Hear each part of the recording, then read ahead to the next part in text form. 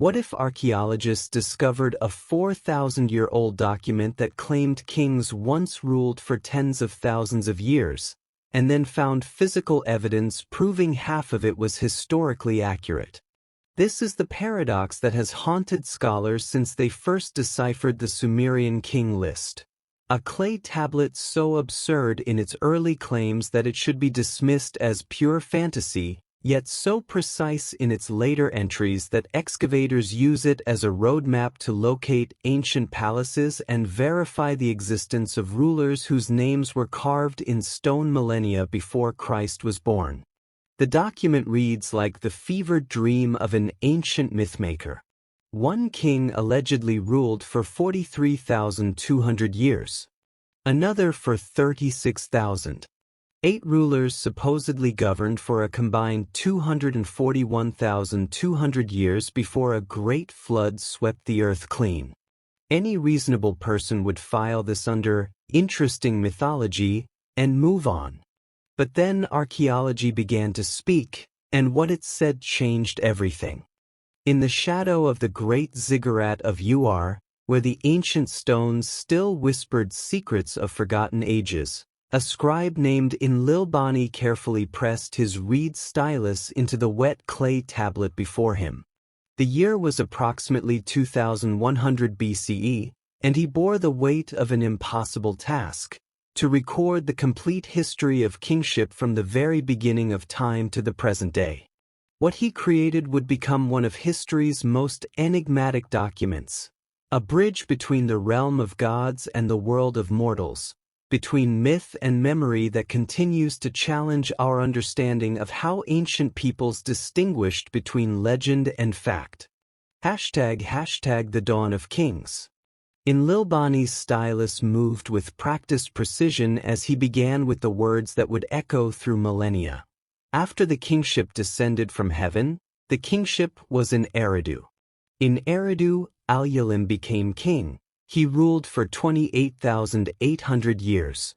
To the scribe, this was not fantasy but fact, as real and undeniable as the sunrise or the flooding of the great rivers. The numbers flowed from his reed as naturally as water from a spring. In that ancient worldview, time itself was different. The earliest kings were not merely mortal rulers but divine intermediaries, chosen vessels through which the gods governed the earth. Alyalim's reign of 28,800 years was not an impossibility but a testament to divine favor, a golden age when the boundary between heaven and earth was thin as morning mist.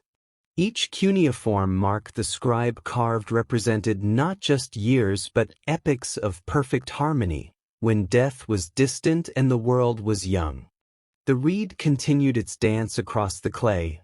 Alauger of Eridu ruled for 36,000 years, Enmenluana of Bad Tibera for an astounding 43,200 years, the longest reign of all. These were the Apkallu kings, the wise ones who brought civilization to humanity. In the Sumerian mind, they were real as stone and necessary as breath. How else could one explain the miraculous emergence of cities, writing, mathematics, and law from the wilderness? Such achievements required time beyond mortal comprehension, guided by wisdom beyond human capacity. As Enlilbani recorded each impossible reign, he was not chronicling myth but preserving truth as his ancestors understood it. Enmengalana of Bad Tibera, another 28,800-year ruler, followed by Demusid, the beloved shepherd god who would later feature in countless hymns of love and loss, who governed for 36,000 years. Then came Ensipidzidana of Larak, ruling for 28,800 years in the city that would one day be forgotten beneath the sands. The great king Enmendarana of Sippar, who ruled for 21,000 years, was said to have been taken up to heaven to learn the secrets of divination. Ubertutu of Shuruppak, the father of Utnapishtim, whom later ages would know as Noah, governed for 18,600 years and witnessed the gods' decision to cleanse the earth with flood. These 8 antediluvian kings ruled for a combined 241,200 years, presiding over humanity's first golden age. Then came the moment that would define all of human history thereafter. Enlilbani's stylus paused, heavy with the weight of what he must record next. Then the flood swept over. These simple words marked the end of one world and the beginning of another. The great deluge that the gods had sent to punish humanity's growing wickedness had washed away the golden age forever. The 8 antediluvian kings, those demigods who had ruled for epochs, were swept into legend. But the kingship, blessed by the gods, could not be destroyed. After the flood had swept over, and the kingship had descended from heaven, the kingship was in Kish. The divine institution survived, but something fundamental had changed. The new world would be different, still touched by the divine, but no longer dwelling in its immediate presence. The scribe recorded the first post-flood king, Jushur of Kish, who ruled for 1,200 years. Still extraordinary by later standards, yet a dramatic reduction from the antediluvian epochs.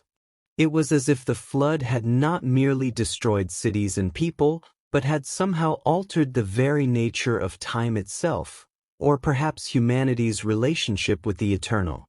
The gradual descent. As Enlilbani continued his chronicle, a fascinating pattern emerged. The reign lengths, while still superhuman, showed a steady decline.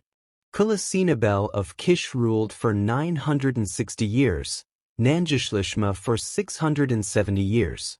With each successive king, the numbers crept closer to mortal possibility, as if the divine essence that had once flowed freely through the world was slowly but inevitably draining away. The scribe's hand moved to record the first dynasty of Uruk, where legendary figures began to emerge from the mists of time. Meshkiangashur ruled for 324 years, still impossible by human standards, yet a fraction of the antediluvian spans.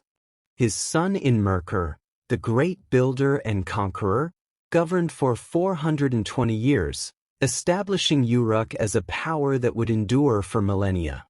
Then came Lugalbanda, ruling for 1,200 years, a temporary return to earlier magnitudes, perhaps reflecting his status as a figure of particular divine favor.